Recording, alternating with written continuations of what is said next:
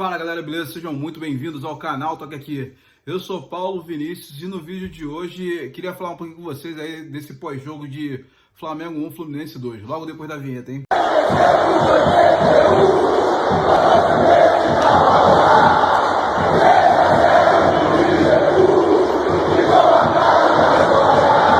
Antes de mais nada, pedir para vocês se inscreverem no canal, curtir, comentar e compartilhar nossos vídeos, porque quando você se inscreve, curte, comenta e compartilha, o YouTube entende que o vídeo tem uma certa relevância e acaba mandando para outros rubro-negros, né?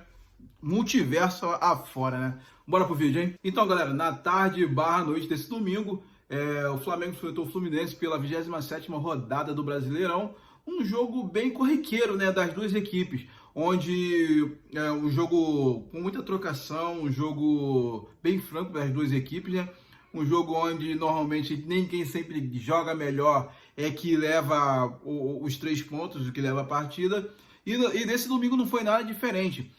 O Flamengo ele entrou em campo, todo mundo sabe, com um time titular, uma forma para poder mostrar que ainda quero saber do brasileiro, ainda tem coisa para lutar brasileiro. Sendo que todo mundo já sabe que o time já deixou o brasileiro de mão faz um tempo já, né? E o Fluminense entrou em campo tendo que se provar depois de ter sido eliminado pelo Corinthians na Copa do Brasil, né? Mas pegando aqui um pouquinho os jogadores do Flamengo, falando um pouquinho desse jogo, foi um jogo onde a gente teve vários estágios. Acho que a gente pode dividir ele em vários estágios. Primeiro estágio é que o Flamengo ele fez uma marcação diferenciada da marcação que ele estava fazendo nos jogos contra o Fluminense. E tem outros jogos onde o Flamengo ele apertou muito o Fluminense, porque o Fluminense é um time que joga para poder ter sempre superioridade numérica naquele espaço do campo, normalmente concentra num pequeno espaço do campo, às vezes 5, 6 jogadores, para poder ter sempre superioridade numérica. E o Flamengo, sabendo que o Fluminense tem aquela saidinha de toque de bola sem querer dar chutão, até porque o Fluminense foi desclassificado na Copa do Brasil com gols que acabou tendo que dar chutão e aí não deu certo, tanto o gol de empate do Corinthians aqui no Rio, quanto o gol de 1-0 que o Corinthians fez lá na Neoquímica Arena, foi da do chutão do Fluminense, que não está acostumado a dar chutão, né? E com isso o Fluminense se precaveu o máximo possível para não dar chutão contra o Flamengo, só que o Flamengo também, acho que o Dorival estava esperando algo desse tipo e mordeu muito em cima. Assim, fazia tempo que eu não via o Flamengo mordendo tanto o adversário já ali na saída de bola. O Flamengo fez uma marcação bem alta dessa vez, que não é muito típico desse time do Dorival. Esse tipo de Dorival normalmente ele faz uma marcação média, deixa o time vir um pouquinho para poder abrir um pouco mais de campo, para depois começar a fazer a marcação. Além disso, o time do Flamengo também fez uma saída de bola, por saber que o time do Fluminense marca muito bem a saída de bola adversária, uma saída mais sustentada, né? Ah, Paulo, o que é uma saída sustentada? Pô, a saída sustentada seria em vários lances do jogo, você viu o Thiago Maia entrando entre os dois zagueiros para poder ajudar nessa saída de bola. Além do próprio Everton Ribeiro também ter vindo para poder ajudar também de vez em quando na saída de bola. Mas foi muito com relação a essa saída de 3 aí, sustentada, que o Flamengo acabou adotando nesse jogo. Eu posso, assim, o primeiro corte, até os 40 minutos, até os primeiros 15 minutos do primeiro tempo, o Fluminense ele veio muito para cima do Flamengo. O Flamengo conseguiu se defender, conseguiu anular esse tipo de jogada do Fluminense, para tentar ficar todo mundo num lado do campo, depois tentar virar para o outro lado, algo desse tipo assim. O Flamengo conseguiu anular esse tipo de jogo do Fluminense logo depois dos 20 minutos, né? Porque se você pegar aí o corte até os 15, quase 20 minutos do primeiro tempo, o Fluminense teve muito posse de bola nesse momento, que o Flamengo ainda estava ajustando a sua marcação. Dado esse pedaço, o Flamengo, depois que o Flamengo ajustou a marcação, o Flamengo pressionou mais ainda a saída de bola do Fluminense, onde teve várias chances. O Arrascaeta perdeu o gol de cara, Gabigol teve chances de chutar no gol e resolveu se jogar e tal. O Flamengo teve muitas chances para poder abrir o placar e acabou não abrindo o placar nesse primeiro tempo. Aí Pô, aí eu acho que entra um outro corte, que é a arbitragem. A arbitragem eu acho que dá para falar nesse lance e mais para frente, né?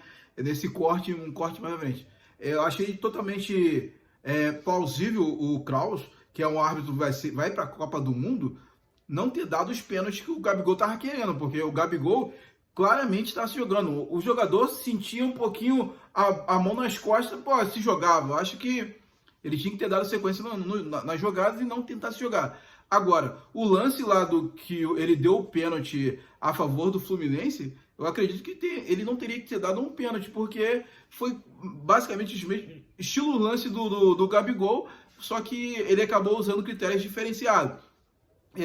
Nesse lance, eu acho que se ele tivesse que dar um pênalti, ele teria que ter forçado muito para falar que o pênalti foi do Santos, apesar que ele deu o pênalti, não foi do Santos, ele deu o pênalti do Léo Pereira, mas mesmo assim, antes do Santos levar uma joelhada no rosto do Cano, o Santos já tinha tocado na bola para frente. Então, acho que esse corte, esse ponto da arbitragem, eu achei que muito errado não ter usado o mesmo critério. Não estou aqui para ficar criticando a arbitragem, porque o jogo já acabou. Falar de arbitragem depois que o jogo acaba é muito fácil. Eu não pretendo gastar o tempo de vocês, nem o meu tempo, falando de arbitragem aqui, né? Agora, falando um pouquinho do Santos, cara. O Santos tem sido mostrado cada vez mais um goleiro seguro e tal, mas nesse lance aí do pênalti aí a favor do Fluminense, foi uma jogada muito fácil. Eu acho que de tão fácil ele acabou não estando 100% ligado no jogo, porque o Flamengo estava pressionando demais, o Flamengo estava dominando o jogo, né, nesse momento do jogo, e teve esse contra-ataque aí que, assim, tinha tudo para não dar em nada, mas o Santos acabou deixando a bola viva, bateu roupa, deixou a bola viva e deu no que deu, né? Aí o Fluminense 1-0, um pênalti muito bem batido pelo Paulo Henrique Ganso. Início do segundo tempo. O Flamengo, por estar com um placar adverso, tinha que ir com tudo para cima. E foi o que fez. O Flamengo começou muito bem o segundo tempo, foi para cima. O Arrascaeta perdeu um caminhão de gols. Faltou muita frieza, acho que a Arrascaeta, acho que teve lance que ele podia ter tentado dar uma cavadinha, teve lance que ele podia ter tentado tirar do goleiro, mas faltou frieza isso na minha visão. Assim como também, mais uma vez, faltou o Gabigol querer ficar de pé para poder jogar a bola, porque teve chance também, não como a Arrascaeta, mas acabou não querendo jogar. Mas chance que eu digo não é nem ele chutando pro gol, é chance dele ficar de pé e tocar pro seu companheiro para tentar dar sequência jogada, e não se jogar e a bola ir pro adversário, né? Mais uma vez, o Fluminense acabou tendo uma astúcia muito boa. O Paulo Henrique Ganso, ele bateu uma falta rápida, onde pegou a zaga do Flamengo desconcentrada, essa é a palavra. Davi Luiz estava olhando para trás, estava andando de costas para a bola. Nenhum jogador do Flamengo parado ali na frente da bola para poder deixar o cara dar uma batidinha rápida. E aí deu no que deu, aquele gol do Natan, que parecia uma bizarrice. Bola correu para um lado, bola correu para o outro. O cara quase que errou a cabeçada ainda, que a bola bateu no meio da cabeça dele. E o Flamengo não conseguiu, acabou tomando esse segundo gol, né? Aí vem as mexidas do Dorival. Assim, sinceramente, o Dorival, ele mexeu com o Arrascaeta e mexeu com o João Gomes. O Arrascaeta perdendo os gols que ele perdeu, ainda meio que um pouco cansado, aparentemente cansado, eu não teria mexido no Arrascaeta, não sei se ele estivesse sentindo, mas ele mexeu com o Arrascaeta. Aí, depois de falar de filho feio, filho pronto, é mole, depois tá pronto, né? Mas eu não teria mexido. A mesma coisa com o João Gomes. O João Gomes estava dominando aquele meio de campo ali do Flamengo. Ele junto com o Thiago Maia, né? Obviamente que o Thiago Maia também jogou muito bem.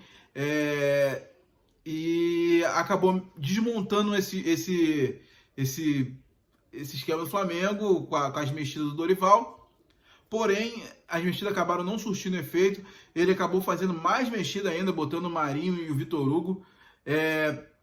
Para mostrar que as mexidas acabam não tendo efeito nenhum. O Vitor Hugo ainda perdeu um gol de cara. o Marinho mais o Cebolinha foram expulsos, que foi dois jogadores que entraram para poder mudar a dinâmica do jogo e mudar o esquema tático do time. O time voltou, foi para o 4-3-3.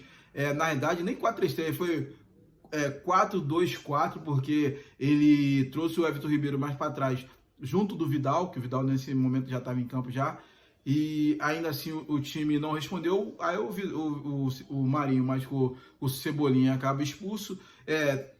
Mais um corte para arbitragem. O Marinho, eu não vi motivos óbvios para o Marinho ser expulso. Ele teve um empurrão, teve e tal. O lance do Marinho, o jogador do Fluminense mereceu ser expulso pela força que ele fez. E agora o Cebolinha realmente, pegou na garganta do cara, tá? Teve cabeçada de um lado para o outro, mereceu ser expulso. Agora, o lance do Marinho, eu acho que dava para ter relevado, não precisava ter expulsado e tal, mas foi expulso e o Flamengo foi com tudo para cima. Aí me vem o Vitor Hugo e acaba perdendo um gol debaixo da trave. Tá certo que o Bandeirinha depois deu impedimento, mas se o vai checar ia ver que não teve impedimento algum. Assim como o gol que o Gabigol fez e o Everton Cebolinha deu ali para trás, a arbitragem fez de tudo para anular, mas não teve como anular, porque o gol foi muito claro ali, o gol que o Flamengo fez. Aí me veio o Dorival não satisfeito com a substituição que ele fez, e com dois jogadores a menos para cada lado, e ele me bota o Matheus França.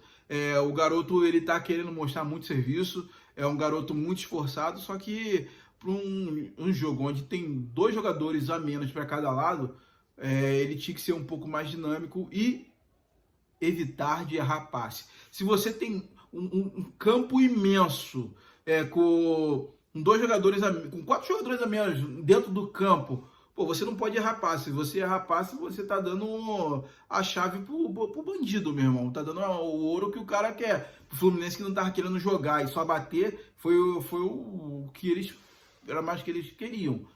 E então, se a gente for classificar aí todas as substituições do Dorival, pegando um corte, só o Vidal que entrou bem, o restante ou foi expulso ou não entrou bem no jogo. Ou seja, não valeu muito as substituições do Dorival Júnior. O Pedro, achei que o Pedro principalmente no primeiro tempo, teve um jogo muito participativo, foi muito bem no primeiro tempo. Segundo tempo já, ainda mais depois das substituições todas que teve e tal, acho que o Pedro deu uma sumida. Tanto é que o centroavante, você via mais que centroavante, era o Davi Luiz, depois que estava com 2 jogadores a menos para cada lado. Então, mais uma vez, o Flamengo jogou bem. O Flamengo tinha tudo para ter saído com vencedor dessa partida. Porém, não sei se foi preciosismo ou falta de frieza na hora das conclusões, acabou saindo derrotado contra o Fluminense, né? Galera, pedir novamente a vocês se inscreverem no canal aí, curtirem, comentarem e compartilharem nossos vídeos, porque o número de inscritos está subindo e a gente precisa chegar a 1000 inscritos para esse canal começar a monetizar, né, galera? A gente também tem que não só fazer vídeo, tem que ganhar uma graninha, né? E precisa da ajuda de vocês aí, beleza? Valeu, saudações rubro-negras e até amanhã, hein?